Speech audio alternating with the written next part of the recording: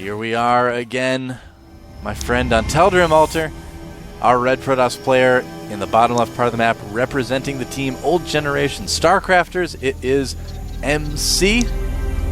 And in the upper right, from the team Startail, we have Startail Curious. So, TVZ. Yeah, it's a map where we commonly see Hatchery first, and sometimes Nexus first, but usually Forge fast expands. And we're going to be seeing one of those two things from MC. Has already placed his pylon at the front. It's almost uncommon and even unreasonable to see a gateway type expand on this map because of how easy it is to fast expand. It's a huge map. There's not much benefit to gateway expanding because you can't put pressure on your opponent very early because the map is so big. So, you don't really gain anything from gateway expanding in most cases.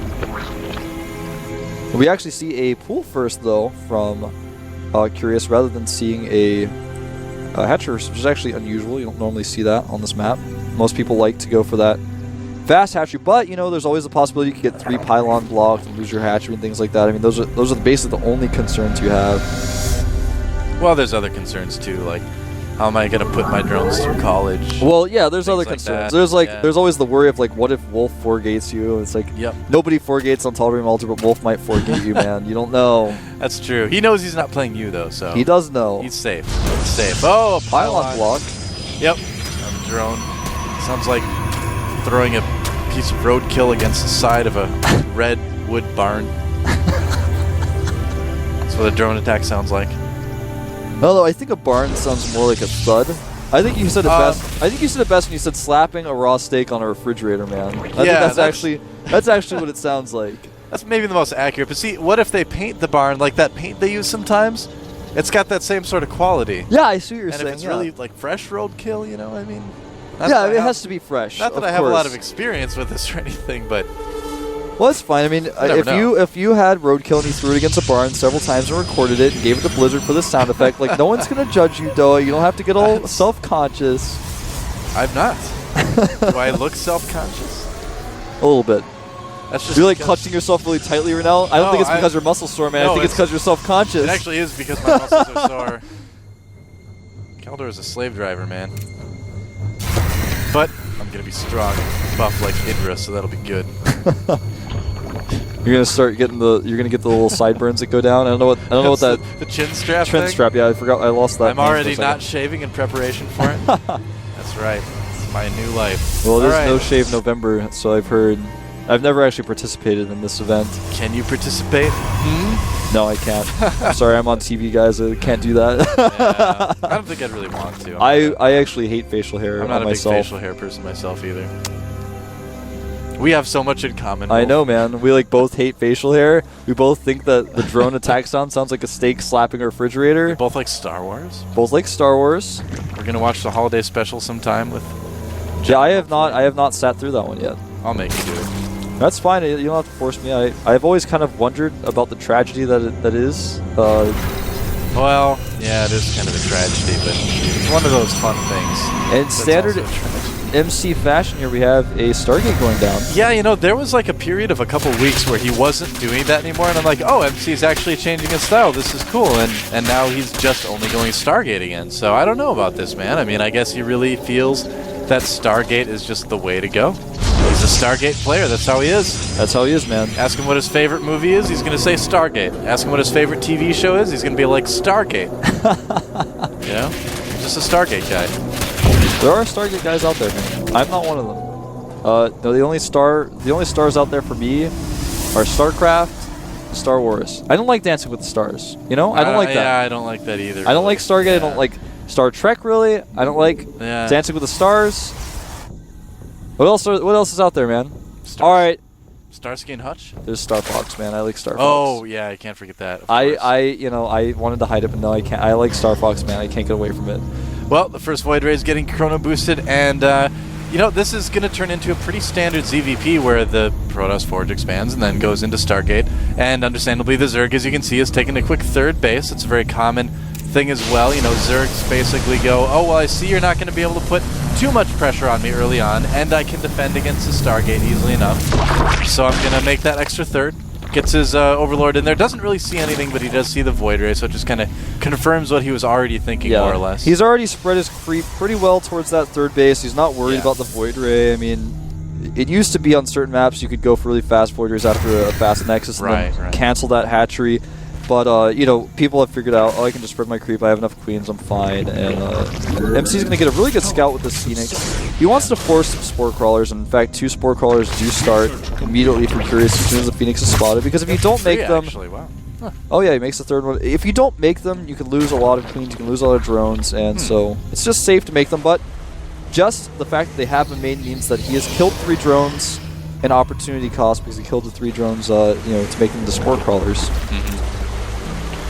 It's like an expensive way to kill your drone. Pretty much. You pay 100 minerals and it dies. It's like, He doesn't die, he just becomes something greater. Maybe not that great, but, you know. But we could also see Curious making some roaches as well, and that's a good thing for a lot of Zerg players to do, is just get a few roaches out there, you know, just to defend against the gateway units that are going to come with this. It's not going to be a ton, but it's going to be some. So you want to be prepared for that as well. But you know with the Void Rays that you're not going to have to deal with sentries quite as much, so you can make, you know, roaches and links and not really worry about it. And oh man, am I gonna have queens there? Am I gonna have to go on a rant? Are we gonna lose a Void Ray? No. Are we gonna lose a Void Ray? Is that what's gonna happen? No. Okay. Well, the other reason to rant is because he's not gonna be able to do any damage with this. That's the thing. Like we said earlier, it's just really, really difficult for Protoss to do damage with that's exactly what that's exactly the kind of thing we were talking about earlier. Is MC has committed so much to this. Yeah. The key is he forces the Hydralisk in, but other than that, he has actually done nothing. He killed 1 Overlord, the first Void Ray that came out that he could have actually killed with a Stalker, and then it's like, well, now what? Yeah. Now what are you going to do with those? He's actually destroying these rocks. He's going to lose some units to Zerglings because he's not paying attention. Guys. Alright, there we go. Now this is like, what happened to our Stalker and Sentry? Oh, back to the rocks again. So, yeah, that's the thing. I mean, you do force the Hydra Den by doing this in a lot of cases, but you only need, you know, then your Zerg opponent a lot of times will just make like half a dozen Hydras, and then it's like, oh, I'm safe from everything now. Yeah. And then you can do whatever you want. It's just, it's such a timing-based attack, and, you know, it's so risky. You know, he's got a lot of Phoenixes that he can't really use. Of course, this really limits the vision of Curious right now. He can't send Overlords out around the map very safely. And he can take the Zerglings out at the Watchtower if he chooses to. But, you know, he's going to go into Templar Archives here, which is a little bit interesting. He also made a bunch of cannons. He might expect him to use. He's going for that charge again. This is a very similar build. This is actually almost exactly the same build we saw earlier. I like that, making an extractor to save that drone from the Zealot. Definitely a good idea. That drone was going to become a hatchery. And now it is going to also become a hatchery after being extracted for a little bit of time here. Picking off some roaches. I like that he's doing something with these Phoenixes, you know. You gotta do something with it. That's definitely true. And, I mean, Curious can't really move out with his Hydras because they're still slow. It's not part of the swarm quite yet. Right. And, in fact, I don't think he even made any Hydras. Yeah, he made 4 of them. 4, so okay. Just barely enough to stay safe. And now he's continuing this tech, getting a Spire, actually, again. I like that. Yeah. And look at that. There's actually a few more Hydras there that did come out. They were so sneaky, man. We didn't see them. They were. Those Phoenixes almost didn't see them. Phoenixes are very aware of their surroundings. So this Archon charge Zealot Force is going to be pretty strong. He's also got Storm on the way. This is going to allow him to control the map. He's not going to do an all-in like we saw him do last time. You know, where last time he kind of got caught in this position where he was like, well, you went mutas now, and I'm going to attack you and try to target down 2 different buildings and lose all my Zealots. That's not going to happen this time. MC already has the 3rd base up. The Spire isn't even done. Look at that. Blocking the Zerglings. Beautiful. I don't know if expending all of that energy on those Zerglings would have been a nice trade there, but now he's going to be able to stop Curious from taking a 4th base with the strong army as he has. Storm, if the Hydras try to move out off creep, Storm's just going to destroy him. Yeah, I mean, we've been a little bit harsh against MC for going Stargate Tech and all that, but, you know, you can see that it's really tough to do damage with it. And basically, it does force things, but, you know, he's responding well to everything that's happening. He's not overdoing it. That's the thing that a lot of Protoss players do. He did not overdo it, and he's still been able to make those Phoenixes work. He said, you know what, I'm going to kill some roaches. I'm going to do some damage to drones. He's actually, I mean, we didn't see a lot of the times he did it off camera, but he's been doing stuff like this. Pick up some drones and kill them. He's been making the Phoenixes work all game long, and that's the difference between MC and a lot of Protoss players who go Stargate in this matchup, because he's making it work all game long. He's actually sent some Zealots to over here to try to attack this hatchery. I like that. Oh, I like that, yeah. This is actually kind of a newer thing that's been going on. Well, when your Zerg opponent starts to... Well, that's kind of funny. when your Zerg opponent starts to make a lot of those outlying bases, a lot of bases really far apart in ZVP, you can do Warp Prism harass, or you can just run Zealots out there. There's a couple different options, and you're kind of... Oh, man, that's unfortunate. Yeah, catching some Hydras off creep here. Really good trade there for MC. Yep. Not the best trade there, though, however. Yeah, well, Curious is being a little bit more active on the map than a lot of Zerg players are, you know, in this sort of situation. Almost enough Phoenixes to make this work, but not quite MC. Yep. Not quite. He's got to be careful. Good micro there.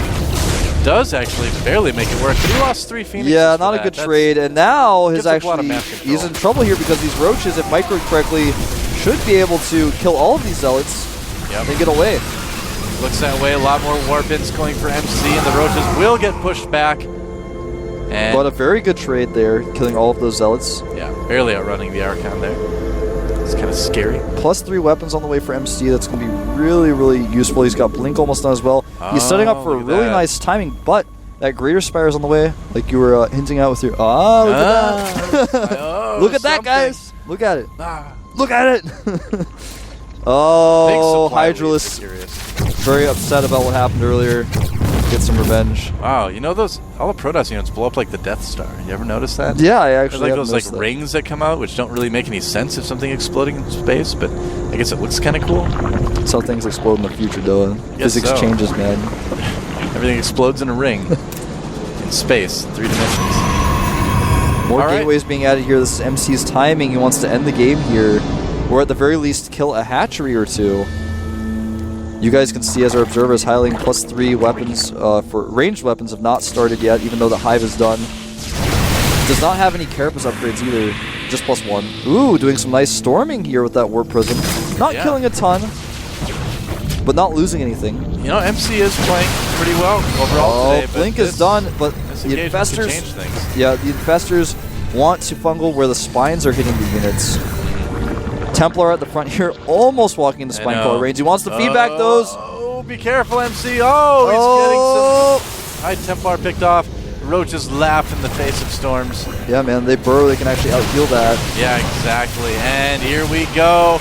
A lot of Blink Stalkers for MC moving in here. Where are the... Okay, there they are. Nice feedback on that.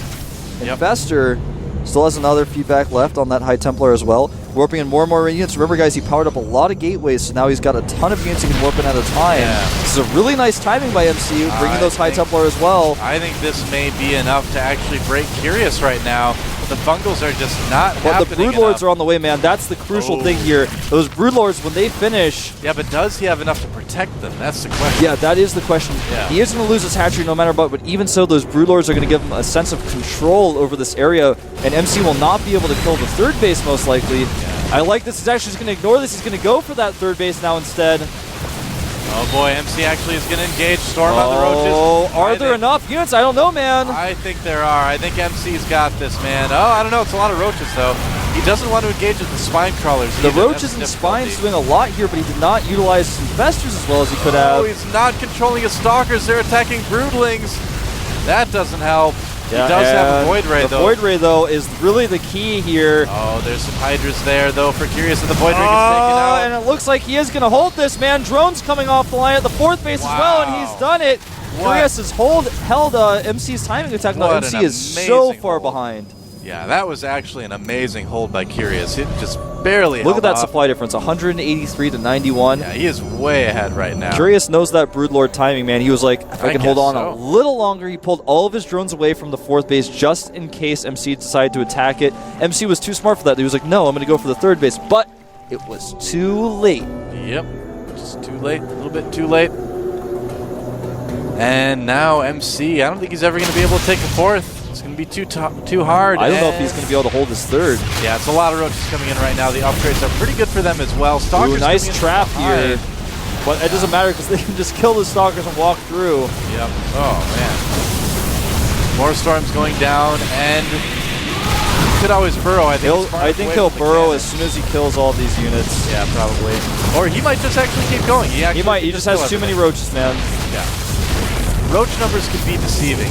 They're more compact than a lot of other units in StarCraft 2. Yeah, and if they're microed correctly, like we saw Curious do. Goodbye, Nexus. Yeah, I think this may be the end for MC because he just does not have the units he needs. He's not even blink microing his stalkers. GG. GG.